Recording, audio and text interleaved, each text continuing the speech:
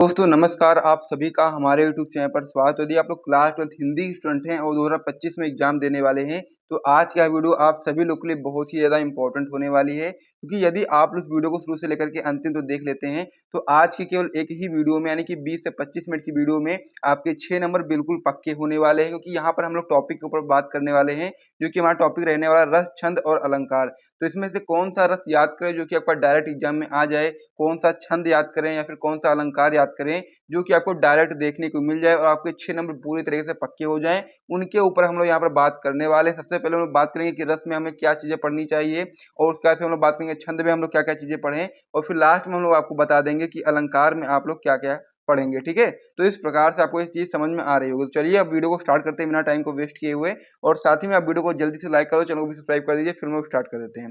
तो हम लोग आज पढ़ने वाले रस और छंद और साथ ही में अलंकार के बारे में, जो भी आपके लिए इंपॉर्टेंट है बोर्ड परीक्षा के लिए। 6 नंबर आपको बिल्कुल पक्के कराएगा। तो सबसे पहले हम लोग देखते हैं कि रस में हम लोग कौन कौन से रस पढ़ने चाहिए। आइए इसको समझ लेते हैं। पहला इसमें आपका हो जाएगा रस में। यदि हम लोग बात करेंगे तो आप एक आराम से याद कर सकते हो हास्य रस, दूसरा आप याद कर सकते हो करुण रस और तीसरा आप याद कर सकते हो श्रृंगार रस। ये तीनों आपके लिए इजी होंगे और साथ ही में ये आपके एग्जाम में जरूर देखने को मिलेंगे। तीनों तैयार कर लेते हो तो इसमें से कोई एक जरूर आपको देखने को मिल जाएगा और आप लोग आराम से करके अपने यहाँ से 2 नंबर पक्के कर सकते हैं। तो रस में आपको ये तीनों रस तैयार करने हैं। अब क्या क्या चीजें लिखनी है, कैसे लिखना है, क्या लिखना है, आइए समझ लेते हैं। सबसे पहले आप हेडिंग लगाओगे हास्य रस, फिर लिखना स्टार्ट करोगे कि अपने अथवा पराये के वेशभूषा, वचन अथवा क्रियाकलाप आदि से उत्पन्न हुआ हास नामक स्थायी भाव जब आपका विभाव, अनुभाव और संचारी भाव से संयोग करता है तो फिर उसे हम लोग हास रस की उत्पत्ति होती है। ये चीज आपको इसमें समझना है कि क्या होता है कि अपने या फिर हम लोग किसी पराये के वेशभूषा को देख करके या वचन या फिर क्रियाकलाप को देख करके जब हमारे मन में एक हास नामक स्थायी भाव उत्पन्न होता है तो वो आपका जब स्थायी भाव जो होता है वो आपका जब विभाव, अनुभाव और संचारी भाव से संयोग करेगा तो फिर हास रस की उत्पत्ति होगी। इस प्रकार से आपको ये बताना है। अब हास रस की परिभाषा तो मैंने आपको बता दिया है। अब इसके एग्जाम्पल में आपको क्या चीजें बतानी है जो कि आपके लिए इंपॉर्टेंट रहे और इजी रहे। तो एग्जाम्पल में आप ये चीज याद कर सकते हो बहुत ही इजी तरीके से कि ये आपका हो जाएगा एग्जाम्पल हास रस का। तो इसमें आप बताएंगे उदाहरण में नाना वाहन नाना वेशा, बीसे शिव समाज निज देखा, को मुखहीन विपुल मुख काहू, बिन पद कर को बाहू पद बाहू। तो इस प्रकार से आपको इसको याद कर लेना है। ये एक बार में नहीं याद होगा, 2-3 बार आपको पढ़ना पड़ेगा। तो इसको 2-3 बार आप रिपीट करोगे ना, आपको अच्छे तरीके से याद हो जाएगा। तो इस प्रकार से पहला जो आपका रस था हास्य रस वो आपका कंप्लीट हो गया है। अब हम दूसरे रस की ओर बढ़ जाते हैं। उसके अलावा इस प्रकार से यदि आपको नोट्स वगैरह चाहिए तो आप लोग हमारे टॉपर को ज्वाइन कर सकते हैं जिसका चार्ज 499 रखा गया है। डिस्क्रिप्शन बॉक्स में आपको हमारा व्हाट्सएप नंबर मिल जाएगा, इसको भी ज्वाइन करना होगा। स्क्रीन पर मतलब कि डिस्क्रिप्शन बॉक्स में नंबर निकाल करके व्हाट्सएप पर मैसेज करके सारी जानकारी ले सकते हैं। तो अगला रस आपका इसमें हो जाता है करुण रस। तो करुण रस में आप बताएंगे कि करुण रस का स्थायी भाव आपका शोक होता है। करुण यानी कि शोक, यानी कि दुखी आप बोल सकते हो कि दुख होना है, उसको हम लोग शोक बोलते हैं। तो करुण रस में आप बताएंगे सिंपल सा इसका परिभाषा बताएंगे कि करुण रस का स्थायी भाव क्या होता है, शोक होता है। सबसे पहले मेन आपको यहाँ पर पता होना चाहिए कि हास रस का स्थायी भाव क्या होता है, करुण रस का स्थायी भाव क्या होता है, श्रृंगार रस का स्थायी भाव क्या होता है। स्थायी भाव को पता होगा तो फिर आप लोग आगे की चीजें आराम से कर पाओगे। तो सबसे पहले आपको यही चीज याद रखना है करुण रस में कि करुण रस का स्थायी भाव जो आपका होता है वो शोक होता है। और जब आपका शोक नामक स्थायी भाव विभाव, अनुभाव और संचारी भाव से पुष्ट होता है तो उसको हम लोग करुण रस की उत्पत्ति होती है। ये चीज आपको यहाँ पर समझना है कि करुण रस का स्थायी भाव शोक होता है और जब शोक नामक स्थायी भाव विभाव, अनुभाव और संचारी भाव से संयोग करेगा तो फिर करुण रस की उत्पत्ति होगी। इस प्रकार से आपको ये परिभाषा होगी। उदाहरण में आप बताएंगे कि क्यों छलक रहा दुख मेरा उषा की मृदु पलकों में, हाँ उलझ रहा सुख मेरा संध्या के घन अलकों में। ये भी आपका एक इजी सा एग्जाम्पल है। 4-5 बार आपको पढ़ना पड़ेगा तभी आपको ये अच्छे तरीके से याद होगा। वैसे तो याद हो जाएगा आपको एक ही 2 बार में, लेकिन दोबारा आप भूल सकते हो। तो इसीलिए मैं कहूंगा कि आप लोग इसको 4-5 बार पढ़ लो ताकि आप बिल्कुल भी मत भूलो और जब भी आए आप लोग जल्दी से कर दो। क्योंकि हिंदी का पेपर बड़ा होता है, ज्यादा सोचने पर आप बैठोगे तो फिर आपका पेपर छूट सकता है। इसीलिए मैं आपको ये चीज बता रहा हूँ। चलिए अगले क्वेश्चन की ओर बढ़ जाते हैं। अगला क्वेश्चन आपका इसमें हो जाता है, मतलब कि जो अगला रस हो जाता है आपका हो जाता है श्रृंगार रस। तो इस प्रकार से 3 रस आपको इसमें पढ़ने हैं। पहला हास्य रस, दूसरा करुण रस और तीसरा श्रृंगार रस मेरे हिसाब से, और इन्हीं में से आपको देखने को मिल जाएंगे और इससे यहाँ से आपके 2 नंबर पक्के हो जाएंगे। तो श्रृंगार रस में आप बताएंगे सबसे पहले आपको क्या पता होना चाहिए, श्रृंगार रस का स्थायी भाव। तो श्रृंगार रस का स्थायी भाव आपका रति होता है। तो आप बताएंगे कि श्रृंगार रस का स्थायी भाव रति है और जब रति नामक स्थायी भाव आपका, फिर वही सेम लाइन है यहाँ पर, विभाव, अनुभाव और संचारी भाव से संयोग कर लेता है तो फिर श्रृंगार रस की उत्पत्ति होती है। इस प्रकार से आप इसको याद कर सकते हो, बहुत ही ईजी वे में मैंने आपको बता दिया है। तो इस प्रकार से आप लोग याद कर लेंगे कि श्रृंगार रस का स्थायी भाव रति होता है, और जब रति नामक स्थायी भाव विभाव अनुभाव और संचारी भाव से संयोग करेगा तो फिर श्रृंगार रस की उत्पत्ति होगी। उदाहरण में आप बताएंगे कि मेरो तो गिरधर गोपाल दूसरो ना कोई, जाके सिर मोर मुकुट मेरो पति सोई। तो इस प्रकार से आपको ये उदाहरण भी हो जाएगा। तो इस प्रकार से रस में आपको कौन कौन से रस पढ़ने हैं वो मैंने आपको बता दिया है। आप इसको अच्छे तरीके से तैयार कर लीजिएगा, बहुत ही अच्छे तरीके से, क्योंकि इन्हीं में से आपको देखने को मिलेगा, और 2 नंबर तो आपके यहाँ पर पक्के हो चुके हैं। अब हम लोग अगले पेज पे बढ़ते हैं और छंद के बारे में पढ़ लेते हैं कि छंद कौन कौन से इंपॉर्टेंट है, कौन कौन सा छंद आपको पढ़ना चाहिए, और फिर अलंकार की ओर आएंगे। तो अब हम लोग इसमें पढ़ने वाले हैं क्या, कह सकते हैं छंद के बारे में पढ़ने वाले हैं। तो छंद के बारे में आइए समझते हैं कि कौन कौन से छंद आपको यहाँ पर पढ़ने चाहिए। तो यहाँ पर आपको 3 छंद तैयार करने हैं, क्योंकि यहाँ पर आपको 2 में से कोई एक करना होगा, तो यहाँ पर 3 तैयार कर लो, कोई ना कोई आपको एक जरूर देखने को मिल जाएगा। तो छंद में आपको ये 3 छंद तैयार करने, पहला आपका हो जाएगा चौपाई, दूसरा आपका हो जाएगा दोहा, तीसरा आपका हो जाएगा सोरठा। तीनों तैयार कर लो, तीनों में से कोई एक देखने को जरूर मिलेगा, और वहां पर आप लोग आराम से करके आ जाना, ठीक है। तो चलो इसमें शुरू करते हैं। तो चौपाई सबसे पहले आप हेडिंग लगाओगे, फिर चौपाई में आप बताएंगे कि जो चौपाई होता है आपका एक सममात्रिक छंद है, और इसमें आपके 4 चरण होते हैं, और प्रत्येक चरण में आपकी 16 मात्राएं होती हैं। इस प्रकार से आपको समझना है कि जो चौपाई होता है आपका एक सममात्रिक छंद है, इसमें आपके 4 चरण होते हैं, और इसमें आपकी प्रत्येक चरण में 16-16 मात्राएं होती हैं। जैसे कि आप देखेंगे तो ये आपका क्या हो गया, यहाँ से यहाँ तक एक पहला चरण हो गया, फिर यहाँ से यहाँ तक आपका दूसरा चरण हो गया, फिर यहाँ से यहाँ तक आपका तीसरा चरण हो गया, और यहाँ से यहाँ तक आपका चौथा चरण हो गया। इस प्रकार से आपका होता है, और प्रत्येक चरण में, यानी कि इस वाले चरण में भी आपकी 16 मात्राएं होंगी, इस वाले चरण में आपकी 16 मात्राएं होंगी, इस वाले में भी 16, और इस वाले में भी 16, यानी कि प्रत्येक चरण में 16-16 मात्राएं होंगी। तो ये आपको जो इस प्रकार से दिया गया है, ये आपका क्या होता है, इसको हम लोग 2 गिनते हैं और इसको 1 गिनते हैं, ठीक है। जो डंडी है इसको 1 गिनते हैं, और जो इस प्रकार से बना है इसको हम लोग 2 गिनते हैं। तो इस प्रकार से आप लोग इसको गिनेंगे, यदि आप गिनना चाहो तो गिन भी सकते हो। क्या हो जाएगा आपका यहाँ पर, 2, 1 3, 1 4, 5 6 7 8 9 10 11 12, और 12 और 2 2 कितना हो जाएगा, 4, यानी कि 12 और 4 16। इस प्रकार से पहले चरण में कितनी हो गई, 16 हो गई। अब यहाँ पर 2 2 कैसे आता है उसको भी समझ लीजिए। यहाँ पर क्या है, रा पर बड़ा का मात्रा लगा तो इसलिए यहाँ पर 2 लगेगा, गा पर भी मात्रा लगा इसलिए भी यहाँ पर भी 2 लगेगा, ठीक है। उसके अलावा यहाँ पर देखेंगे तो यहाँ पर बा पर अंक की बिंदी लगी इसलिए यहाँ पर भी 2 होगा। इस प्रकार से आपको समझ लेना है, ठीक। तो इस प्रकार से आप लोग बना करके कर सकते हो। पहले चरण में 16 हो गया, दूसरे चरण में भी आपके 16 होंगे, आप यहाँ पर गिन सकते हो। पहले में क्या है, 1 2 3 4, फिर 4 2 6 7 8 9 10 11 12, और 12 4 16। इस प्रकार से आपका दूसरे चरण में भी आपके 16 हो गए, और इसी प्रकार से इसमें भी आप लोग गिन लेना, इसमें भी 16 आएंगे और इसमें भी आपके 16 आएंगे, और आप लोग इसी प्रकार से अपने बोर्ड एग्जाम की कॉपी में लिखोगे तभी आपको पूरे पूरे मार्क्स मिलेंगे। तो ये चीज आपको समझ में आ गई होगी, चौपाई में आपको क्या क्या चीजें पढ़नी है, चौपाई में आपको क्या चीजें बतानी है। तो सबसे पहले आपको बताना क्या है, सबसे पहले आपको बताना है इसका परिभाषा, उसके बाद फिर आपको उदाहरण बताना। उदाहरण में आप लोग इसको मैं बता दूंगा, पढ़ दूंगा भी, आप सुन लीजिएगा, उसी अनुसार आपको याद करके अपनी कॉपी में लिखना है। उदाहरण आपका है, बंदव गुरुपद पदुम परागा सुरुचि सुवास सरस अनुरागा, अमी मुर्मे चूरन चारु समन सकल भव रुज परिवारु। इस प्रकार से आपका ये रहेगा।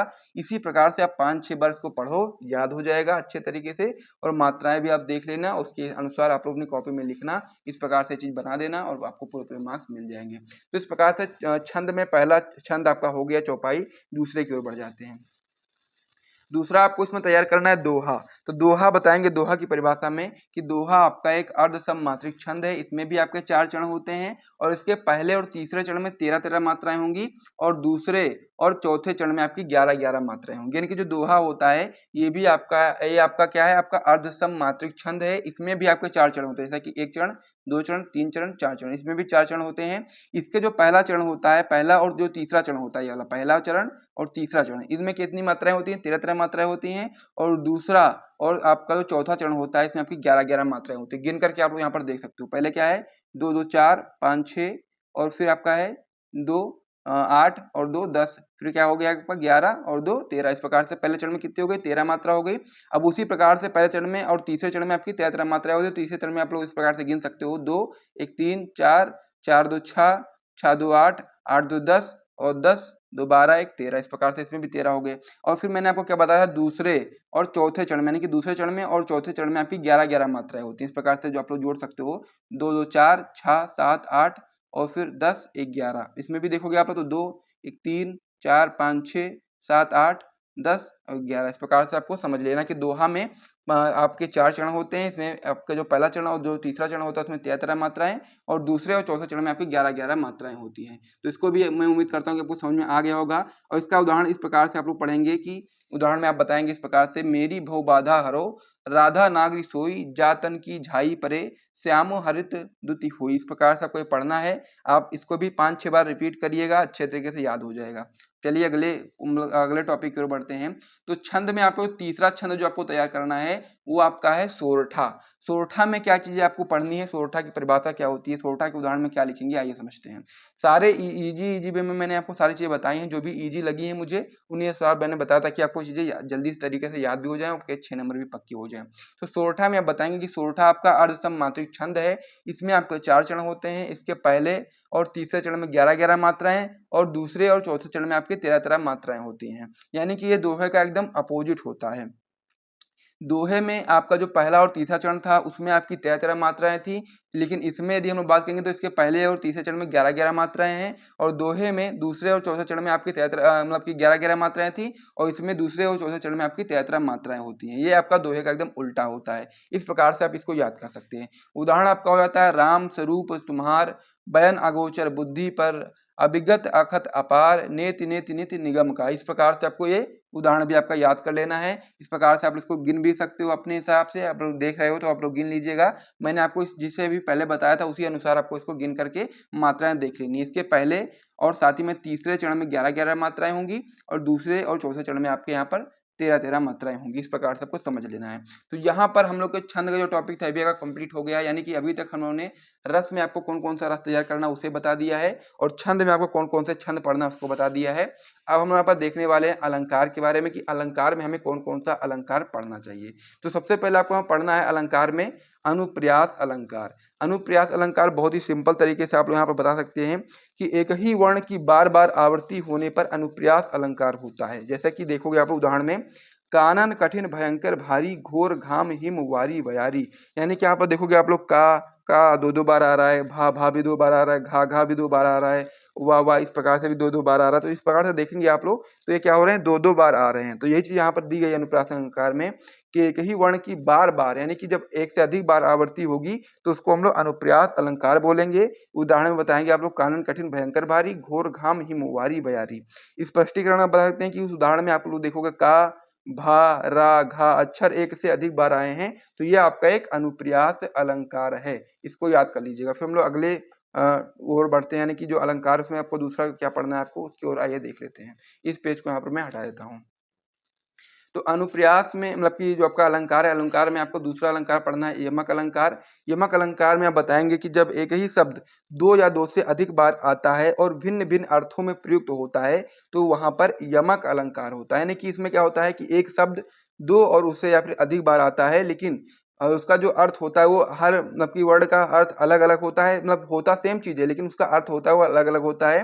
तो वो आपका यमक अलंकार होता है। जैसे कि आप यहाँ पर देखेंगे, काली घटा का घमंड घटा। तो यहाँ पर काली घटा आया है और साथ ही में घमंड घटा, यानी कि घटा जो आपका है ये 2 बार आया है। फिर आपका है नभ मंडल तारक वृंद खिले। इस प्रकार से आप लोग देखेंगे तो यहाँ पर काली घटा, घटा का मतलब क्या है, पहले वाले घटा का मतलब है बादल और दूसरे वाले घटा का मतलब है कम हो गया, यानी कि काली घटा का जो घमंड है वो कम हो गया है। तो इस प्रकार से देखेंगे घटा आपका 2 बार आया है और दोनों बार इसका जो अर्थ है वो अलग अलग है। पहले वाली घटा का अर्थ है बादल और दूसरे वाले घटा का अर्थ है कम हो गया। तो इस प्रकार से आपको ये समझ लेना है कि यमक अलंकार में आपको सबसे पहले इसकी परिभाषा बताना, फिर उदाहरण बताएंगे, काली घटा का घमंड घटा, नभमंडल तारक वृंद खिले।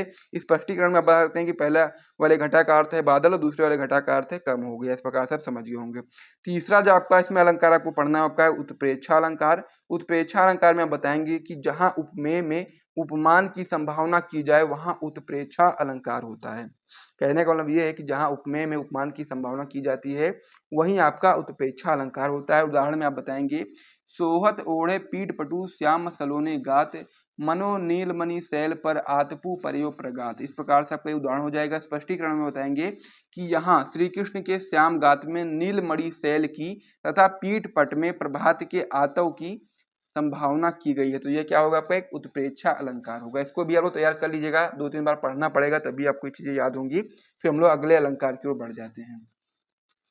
अगला इसमें आपका अलंकार हो जाएगा श्लेष अलंकार। श्लेष अलंकार में आप बताएंगे कि जब एक शब्द एक ही बार प्रयुक्त होता है किंतु उसके दो या दो से अधिक अर्थ होते हैं, तब वहां पर आपका श्लेष अलंकार होता है। यानी कि कहने का मतलब ये है कि शब्द जो आपका होगा एक ही बार प्रयुक्त होगा, लेकिन उसके दो या दो से अधिक अर्थ होते हैं, तब वहां पर श्लेष अलंकार होता है। उदाहरण आप बताएंगे, चिरजीवो जोरी जुरे क्यों ना स्नेह गंभीर, वो घटी ये वृष भानजा वे हलधर के वीर। तो यहाँ पर आप लोग देखेंगे क्या है कि जो वृष भानजा है, सबसे पहले क्या है वृष भानजा। तो वृष भानजा जो आपका ये शब्द है, इसके दो अर्थ होते हैं। पहला आपका क्या है अर्थ, पहला अर्थ है आपका राजा वृषभानु की पुत्री राधा, और दूसरा अर्थ है वृषभ की बहन गाय। इस प्रकार से दो अर्थ हो गए।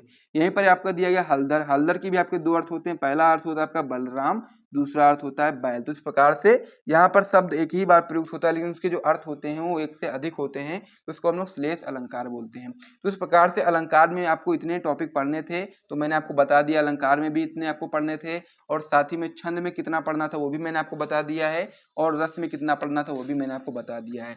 यानी कि रस छंद अलंकार से आपके 6 नंबर बिल्कुल पक्के हो जाएंगे, यदि आप लोग इस वीडियो को शुरू से लेकर के अंतिम देख रहे होंगे और साथ ही में सारे टॉपिक को क्लियर कर लिए होंगे। यहाँ से यदि आपको वीडियो पसंद आए तो वीडियो को लाइक करिए, चैनल को भी सब्सक्राइब करिए। मिलते हैं नेक्स्ट वीडियो में, तब तक के लिए जय हिंद।